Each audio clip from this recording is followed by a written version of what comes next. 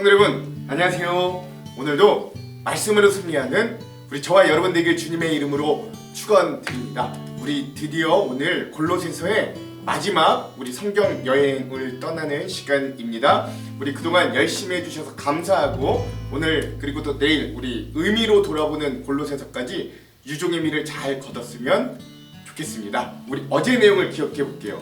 우리 어제까지 우리 8명의 지금 바울이 함께 동역하고 있는 이 사역자들에 대한 추천과 전언들을 함께 좀 나눴죠. 우리 어제는 이제 8번째 누가와 데마에 대해서 함께 나눴는데요. 첫 번째 누가, 이 누가는 여러분이 잘 아시는 누가복음과 사도행전을 쓴 그 누가가 맞습니다. 이 누가는 사랑받는 의사로서 고난의 현장에 끝까지 동행한 그런 신실한 동역자가 된 것처럼, 그리고 자기의 그 의사라고 하는 명석한 두뇌를 끝까지 사역에 잘 녹여내었던 것처럼 오늘 우리도 그런 우리의 재능을 주님께 잘 드리고 또 끝까지 함께하는 사역자로 설 수 있어야 됨을 우리 누가를 통해 함께 좀 나눠보았고요.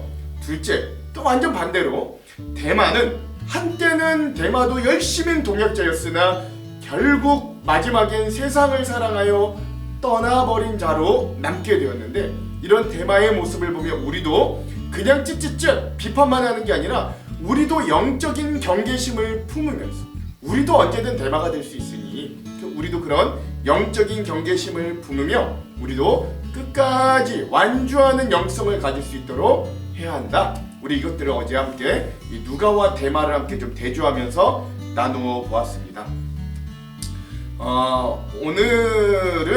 오늘은 이제 거기에 이어서 마지막 우리 골로새서 4-6 마지막 시간을 함께 나눌 겁니다. 오늘의 분량은 4장 15절에서 18절인데요. 이 8명의 사역자 말고도 이번엔 골로새 교회와 라오디게아 교회에 있는 이 또 다른 사역자들에게 바울이 문안 인사를 하는 모습이 나오거든요. 그래서 오늘은 동역자들 마지막 5번째이자 마지막 시간인 눈바와 기뻐 그리고 끝맺는 인사라고 하는 제목을 가지고 우리 함께 좀 나눴으면 좋겠습니다. 우리 들어가기 전에 두 가지 맥을 짚어볼 텐데요. 첫 번째, 오늘 이제 우리가 골로새서 마지막을 함께 나누면서 자기의 집을 교회로 내어준 이 눈바라는 여인의 공간의 헌신을 통해서 우리의 삶의 터전이 어떻게 복음의 통로가 될 수 있는가를 함께 좀 고민해보고 묵상해보는 시간이 되었으면 좋겠고요. 두 번째, 바울로부터 직분을 완수하라고 하는 엄중한 명령을 받은 이 아키포라고 하는 이 젊은 사역자를 통해서 사명자가 가져야 될 마지막 책임감은 무엇인가도 오늘 마지막으로 좀 함께 살펴봤으면 좋겠습니다. 이런 두 가지 맥을 짚으면서 오늘 마지막 골로새서의 본문 함께 내용과 주안점을 한번 나눠볼게요. 먼저 내용을 봅시다. 오늘 마지막 이 골로새서의 내용은 동역자들에 대한 추천과 전환 5번째 시간이고요. 바울의 동역자들에 대한 소개와 문안 그리고 축도가 있습니다. 라오디게아에 있는 형제들에게 안부를 전해주십시오. 눈바와 그녀의 집에 모여있는 교회 사람들에게도 안부를 전해주십시오. 이 편지를 다 읽고 난 후 라오디게아 교회에도 읽을 수 있도록 해주시기 바랍니다. 또한 내가 라오디게아에 보내는 편지도 여러분이 읽을 수 있을 겁니다. 아키포에게 주님께서 맡기신 일을 충실히 잘 하라고 전해 주십시오 라고 이야기합니다. 여기에 눈바라고 하는 이 라오디게아 교회의 충실한 여자 제자와 또 골로새서의 지금 목회를 담당하고 있는 아키포라고 하는 사역자가 등장해요. 그리고 나서 정말로 마지막 이 바울은 축도로 편지를 마무리합니다. 나 바울은 여러분에게 나의 친필로 이렇게 문안합니다. 내가 감옥에 갇혀있다는 걸 잊지 마십시오. 하나님의 은혜가 여러분과 함께하기를 기도드립니다 라고 하면서 이제 정말로 이 골로새에 보내는 편지가 완전히 마무리됩니다. 오늘도 여러분 이 눈바라는 라오디게아 교회의 여인과 또 이제 골로새 교회를 목회하고 있는 아키포라고 하는 인물을 중심으로 두 가지 이따가 우리 주안점을 함께 좀 나눴으면 좋겠습니다. 자, 그럼 오늘의 핵심 구절은 골로새서 4장 마지막 15절에서 18절입니다. 라오디게아에 있는 형제들과 눈바와 그 여자의 집에 있는 교회에 문안하고 이 편지를 너희에게서 읽은 후에 라오디게아인의 교회에서도 읽게 하고 또 라오디게아로부터 오는 편지를 너희도 읽으라. 아키포에게 이르기를 주 안에서 받은 직분을 삼가 이루라고 하라. 나 바울은 친필로 문안하노니 내가 메인 것을 생각하라. 은혜가 너희에게 있을지어다. 아멘. 이 말씀들을 오늘 격신구절로 함께 나눠보았습니다. 자, 그럼 오늘 이 부분에 대해서 우리 주안점 두 가지를 함께 나누고 오늘 말씀을 한번 읽어볼게요. 첫 번째, 자, 오늘 이 본문의 말씀은 정말로 골로새서의 맨 마지막 인사 부분입니다. 바울은 앞부분에서 지금 자기와 함께 사역하고 있는 동역자 8명에 대한 안부 인사를 골로새 성도들에게 전달하고 이들에 대한 추천과 당부의 편지를 전달했는데요. 그리고 이제 정말로 편지를 마무리하는데 이제는 또 반대로 지금 골로새 교회 지역에서 사역하고 있는 또는 라오디아 교회 그곳에 사역하고 있는 이 사역자들에게 안부를 전하는 메시지를 전달하는데 특별히 여기서도 귀한 동역자 2명이 등장합니다. 그들이 눈바라고 하는 여제자와 아키포라고 하는 젊은 남성 사역자인 거예요. 오늘도 이 2명의 사역자를 중심으로 함께 좀 메시지를 나누어 보면서 우리 골로새서를 마무리 지으려고 하는데 먼저 눈바에 대해서 함께 좀 나누어 보겠습니다. 15절에서 16절 라오디게아에 있는 형제들과 눈바와 그의 여자의 집에 있는 교회에 문안하고 이 편지를 너희에게서 읽은 후에 라오디게아인의 교회에서도 읽게 하고 또 라오디게아로부터 오는 편지를 너희도 읽으라. 아멘. 그렇습니다. 이 눈바, 여기서 나오는 이 눈바라고 하는 여인이 등장하는 건 성경이 여기 한 곳뿐입니다. 그래서 우리가 그녀에 대해 알 수 있는 근거는 오늘 본문인 이 15절이 전부예요. 근데 이 15절을 근거로 이 여인을 살펴보자면 이 여인에 대해 알 수 있는 건 3가지 정도가 있어요. 첫 번째, 이 눈바라는 여인은 라오디게아 지역에 속한 인물, 그 여성이라는 것. 둘째, 눈바의 집이 교회 모임의 장소였다는 것, 라오디게아 교회의 모임 장소였다는 것. 셋째, 눈바는 교회 공동체에 공식적으로 굉장히 중요하게 인식된 인물이었다는 것입니다. 그러니까 라오디게아 교회 하면 거의 대표하는 인물이 이 눈바라는 여제자였다는 거예요. 특별히 이 눈바라고 하는 사람이 여인으로 보여지는 건 골로새서의 가장 오래되고 신뢰받는 사본에서 이 눈바의 집을 여성의 소유격으로 사용했기 때문에 그렇습니다. 그러니까 눈바 그녀의 집에 있는 교회 뭐 이런 식으로 표현이 됐다는 거죠. 그리고 이 눈바라고 하는 이름 자체가 이 당시 보통 여성의 이름으로 사용됐던 이름이었다 그래요.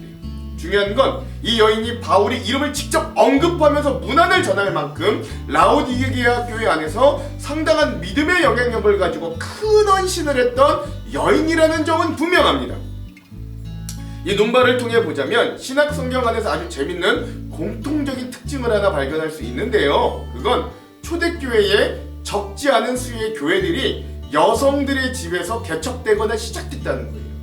사도행전 12장을 보면 예루살렘 가정교회가 마리아의 집에서 시작되었다는 걸 알 수 있고 빌립보 교회는 어떻습니까? 자주색 옷감 장수 루디아라고 하는 여인의 집에서 빌립보 교회가 시작되잖아요. 에베소와 로마의 가정교회도 브리스길라와 아굴라 부부의 집에서 시작됐는데 이 부부의 이름이 보통 남자가 보통 등장하는 시기에 브리스길라라고 하는 아내의 이름이 이 부부의 이름으로 대표적으로 먼저 불렸다는 건 이 브리스길라라는 여인이 상당한 믿음의 영향력을 가지고 있었음을 우리에게 알려주는 것입니다. 또 로마서 16장에도 보면 베베라고 하는 여인이 갱그레아 교회를 자기의 집에서 섬겼다라고 하는 말도 등장해요. 그리고 오늘 본문에 등장하는 이 눈바라는 여인 또한 골로새 교회 옆에 있는 라오디게아 교회가 그녀의 집에서 개척되고 예배를 드리고 있다는 것을 우리에게 알려주는 거죠. 그러니까 여러분 우리가 기억해야 될 건 그래서 이 눈바라고 하는 여인이 자기의 집을 교회로 제공했다. 그냥 이것은 그냥 단지 장소만 제공해줬다 이런 말이 아니라는 거예요. 이 여인은 자기의 집을 교회 예배드릴 장소로만 제공한 그 이상의 헌신들을 보여준다는 거죠. 보통 바울이 라오디게아 교회를 그녀의 집에 있는 교회라고 부르는 의미는 이 눈바의 집을 기반으로 형성되었던 이 공동체 라오디게아 교회가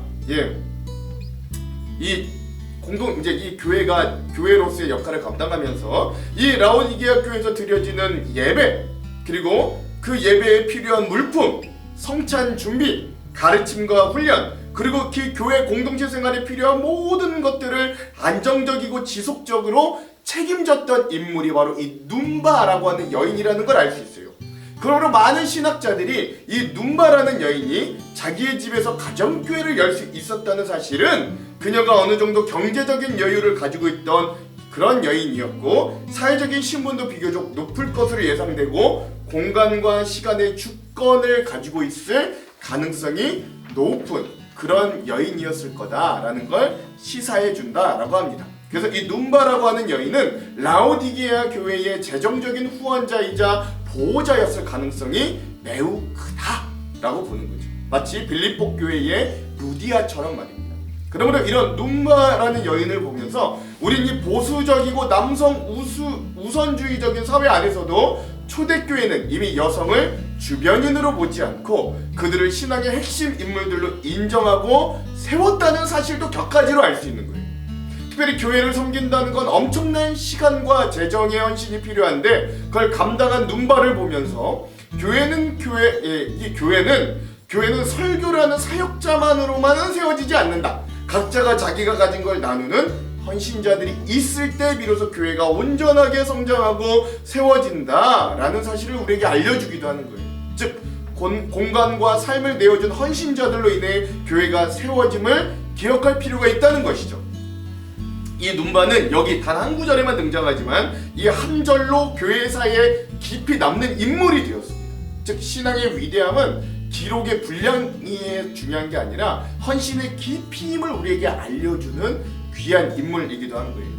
당시 자기의 집을 교회로 개방한다는 건 단순히 장소를 빌려주는 것 이상의 위험과 희생을 의미했다고 해요. 로마의 박해 속에서 교회의 모임 장소를 제공하는 건 체포의 1순위가 되는 일이고 매주 수많은 사람들을 접대하고 뒤처리하는 굉장한 수고가 따르는 일이었습니다. 하지만 눈바는 자기의 소유를 주님의 것으로 인정하고 그 집을 천국잔치의 통로로 삼았던 거죠. 그러므로 우리는 이 눈바라는 여제자를 통해 다음과 같은 세 가지를 배울 수 있어요. 첫 번째, 나의 가장 소중한 소유, 집이든 시간이든 그걸 하나님의 도구로 내어드릴 수 있는 용기. 둘째, 화려한 직분보다는 빛나는 환대와 섬김의 가치를 실현. 그리고 셋째, 한 사람의 헌신이 지역 전체 라오디게아 교회를 살리는 기초가 된다는 사실입니다.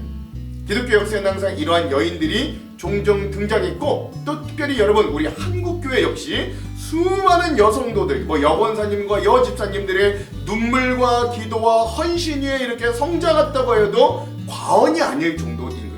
특별히 18세기 영국의 수산나 웨슬리라고 하는 여인은 무려 19명의 자녀를 키우는 분주한 가정의 안주인이었지만 매일 정해진 시간에 자신의 앞치마를 머리에 뒤집어 쓰고 그것을 기도의 골방으로 만든 여인이었다고 합니다. 또한 자녀들에게 철저한 신앙교육을 하면서 자기의 집을 작은 교회로 만드는 여성으로 유명한데 그 여성 19명의 자녀 중에 그런 그 어머니 앞에서 자란 특별한 두 명의 자녀가 있는데 그게 요한 웨슬리와 찰스 웨슬리, 즉 감리교회 창시자이기도 하죠. 이런 사람들이 영국과 세계를 변화시키는 믿음으로 변화시키는 위대한 인물의 작은 교회가 그 어머니 수산나 웨슬리라고 하는 이 여인의 집에서부터 시작되었다라는 걸 기억할 수 있어야 돼요. 즉 눈밭처럼 우리의 집과 일상이 교회가 될 때 그곳에서 하나님의 역사가 시작된다는 거죠. 초대의 한국교회 역시 사랑방, 초가집, 마루 등에서부터 교회가 시작되어 여기까지 온 거죠. 이름 없이 집을 열어준 성도들의 헌신이 오늘 교회를 세웠다. 그러므로 사랑하는 성도 여러분, 오늘 우리의 신앙은 무엇을 내주고 있는가? 우리 눈밭처럼 내 집에 있는 교회를 허락하는 신앙들이 우리 안에도 있기를 주님의 이름으로 축원드립니다. 두 번째, 우리가 두 번째로 마지막으로 살펴볼 인물은 아키뽀입니다. 아키뽀가 신약 성경에 등장하는 부분은 오늘 본문인 골로새서 본문의 17절과 또 뒤에 빌레몬서 1장 2절의 말씀이 전부인데요. 두 구절이 이래요. 먼저 오늘 본문인 17절, 아키뽀에게 이르기를 주 안에서 받은 직분을 삼가 이루라고 하라. 아멘. 빌레몬서 1장 1절에서 2절, 그리스도 예수를 위하여 갇힌 자 된 바울과 및 형제 디모데는 우리의 사랑을 받는 자여 동역자인 빌레몬과 자매 아비아와 우리와 함께 병사된 아키뽀와 내 집에 있는 교회에 편지하노니. 아멘. 그렇습니다. 여러분, 특별히 신약 성경의 학자들은 빌레몬서에 소개된 이 아키뽀의 모습을 바탕으로 아키뽀가 빌레몬 장로의 아들일 확률이 높다고 봅니다. 만약에 아들이 아니라고 할지라도 아주 가까운 친족인 확률일 것도 매우 높다. 아들일 확률이 높은데 만약에 아들이 아니더라도 아들은 아니더라도 친족일 확률이 높다니까 가족이라는 거예요. 특별히 골로새 교회가 그 빌레몬 장로님의 집에서 드려졌다는 걸 기억하면 지금 골로새 교회는 그 교회를 개척했던 에바브로가 바울을 섬기기 위해 지금 로마 교회에 와 있었잖아요. 그렇잖아요. 그럼 지금 골로새 교회는 그래서 아키포는 이 에바브로라고 하는 담임 목사의 공석의 부교육자로서 지금 현재 골로새 교회를 담당하고 있는 담임 목사의 역할을 담당하고 있는 교역자였다라는 것들로 추정돼요. 그런데 오늘 본문에서 중요한 점은 바울이 이 골로새 교회를 현재 담당하고 있는 이 젊은 목회자인 아키포에게 이렇게 명령했다는 거예요. 오늘 본문 17절에 보면 바울은 아키포 사역자에게 주 안에서 받은 직분을 삼가 이루라, 완수하라 라고 명령합니다. 이 권면, 이 명령은 단순히 열심히 하라는 격려가 아니라 사명자로서의 태도를 일깨워주는 세 가지 핵심 단어를 포함하고 있어요. 첫 번째 뭐예요? 네가 받은, 하나님께로부터 받은 이라는 말인 거예요. 즉 직분이 네가 쟁취한 게 아니라 하나님께로부터 받은 귀한 선물이라는 걸 기억하라는 거고, 둘째는 삼가입니다. 즉 영적으로 깨어 경계하며 살라는 거고, 그렇게 하나님께로 받아 삼가하면서 너에게 주어진 직분을 셋째 완수하라입니다. 이는 그릇에 물을 가득 채우듯이 하나님이 맡기신 사명의 분량을 끝까지 채우고 완성하라는 뜻이에요. 즉 이런 바울의 명령을 두고 예측해보자면 골로새 교회를 이끌고 있는 이 아키포는 실패한 사역자라고까지 평가하기는 좀 어렵지만, 그러나 지금 상당히 골로새 교회가 그의 목회 가운데 위기의 순간에 놓여있는 사역자였으면 분명해 보이는 것이에요. 그래서 그의 사역이 위기 가운데 곧 스스로 넘어지거나 실패할 처지에 놓여있던 것으로 평가되는 것이죠. 그래서 바울은 이 젊은 사역자에게 명령하기를 이 귀한 사역이 여전히 진행 중에 있으니 너는 끝까지 완수하여서 하나님께서 너에게 주신 귀한 직분을 완주하라 라고 명령하고 있는 것입니다. 즉 아키포는 흔들리는 사역자의 모습을 이 짧은 한마디에서 바울의 말에서 우리에게 좀 그대로 보여주고 있다 라고 할 수 있어요. 그러나 바울의 이 말은 그래서 막 너 흔들리니까 막 책망한다, 잘해라고 혼나는 말이 아니라 오히려 바울의 말은 이 따뜻한 응원과 격려의 말에 가깝다고 볼 수 있습니다. 바울은 아끼고 사랑하는 이 젊은 목회자, 그러나 위기와 흔들림 속에 있는 그를 그저 방치해두고 싶지 않은 거예요. 그는 그리고 골로새 공동체가 그 사역자를 함께 깨워주고 붙잡아줄 수 있어야 한다면서 17절에 보면 바울이 아키포에게 직접 말하는 게 아니라 너희 골로새 교회 공동체 전체가 지금 저 아키포 목사님에게 당신이 받은 사역을 기억하면서 이 사역을 끝까지 완수하십시오라고 말을 전달해 주라고 말하고 있는 거죠.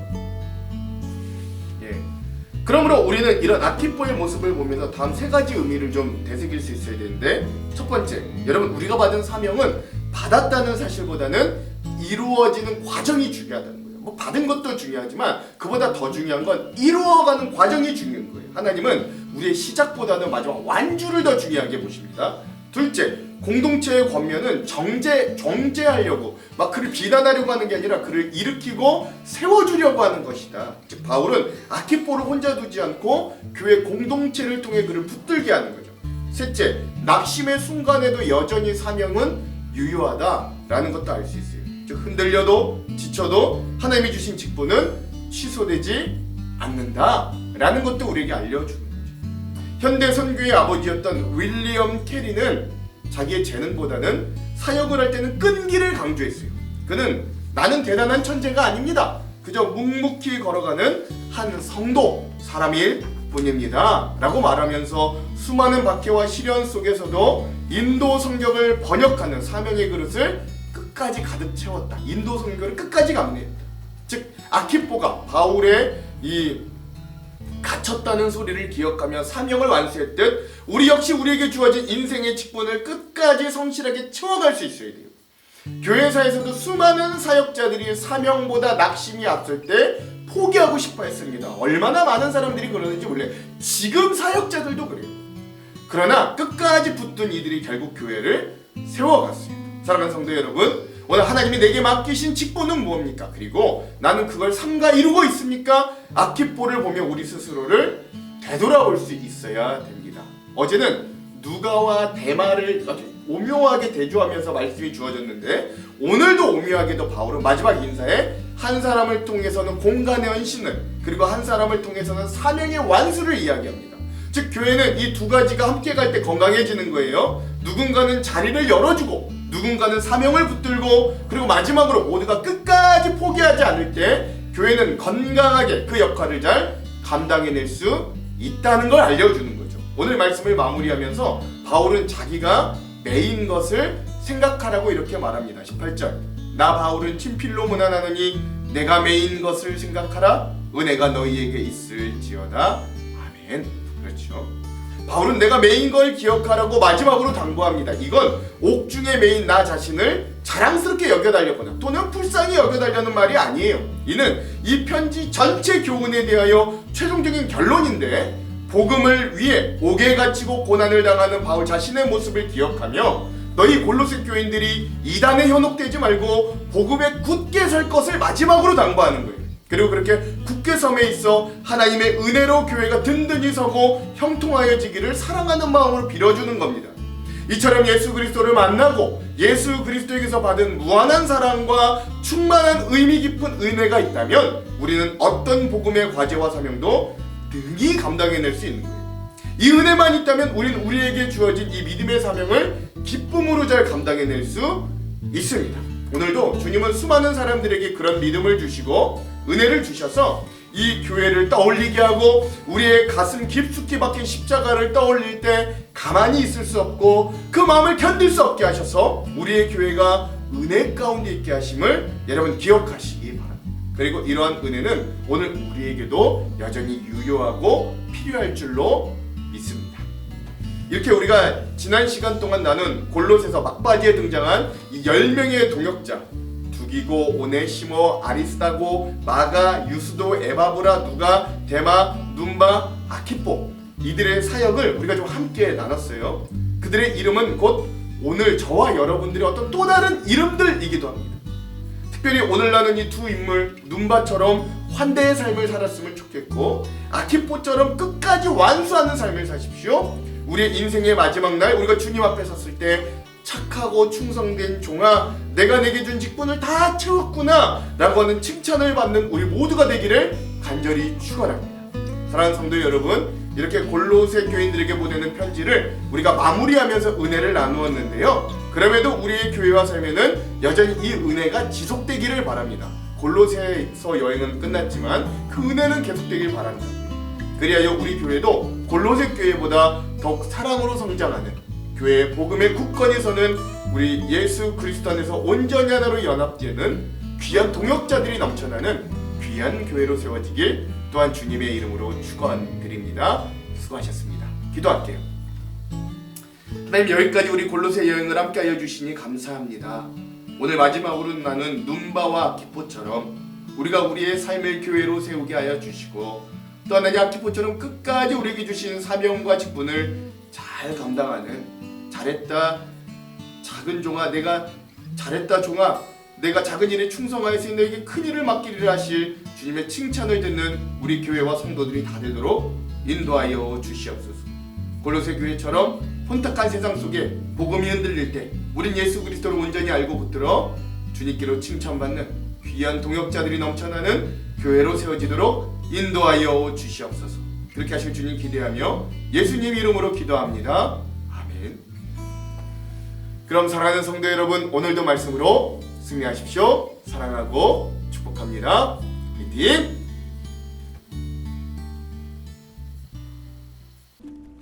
두기고가 내 사정을 다 너희에게 알려주리니 그는 사랑받는 형제요 신실한 일꾼이요 주 안에서 함께 종이 된 자니라. 내가 그를 특별히 너희에게 보내는 것은 너희로 우리 사정을 알게 하고 너희 마음을 위로하게 하려 함이라. 신실하고 사랑을 받는 형제 오네시모를 함께 보내노니 그는 너희에게서 온 사람이라. 그들이 여기 일을 다 너희에게 알려주리라. 나와 함께 갇힌 아리스다고와 바나바의 생질 마가와 이 마가에 대하여 너희가 명을 받았으며 그가 이르거든 영접하라. 유스도라 하는 예수도 너희에게 문안하느니라. 그들은 할례파이나 이들만 하나님의 나라를 위하여 함께 역사하는 자들이니 이런 사람들이 나의 위로가 되었느니라. 그리스도 예수의 종인 너희에게서 온 에바브라가 너희에게 문안하느니라. 그가 항상 너희를 위하여 애써 기도하여 너희로 하나님의 모든 뜻 가운데서 완전하고 확신 있게 서기를 구하나니 그가 너희와 라오디게아에 있는 자들과 히에라볼리에 있는 자들을 위하여 많이 수고하는 것을 내가 증언하노라. 사랑을 받는 의사 누가와 또 데마가 너희에게 문안하느니라. 라오디게아에 있는 형제들과 num바와 그 여자의 집에 있는 교회에 문안하고 이 편지를 너희에게서 읽은 후에 라오디게아에 있는 교회에서도 읽게 하고 또 라오디게아로부터 오는 편지를 너희도 읽으라. 아키포에게 이르기를 주 안에서 받은 직분을 삼가 이루라고 하라. 나 바울은 친필로 문안하노니 내가 매인 것을 생각하라. 은혜가 너희에게 있을지어다.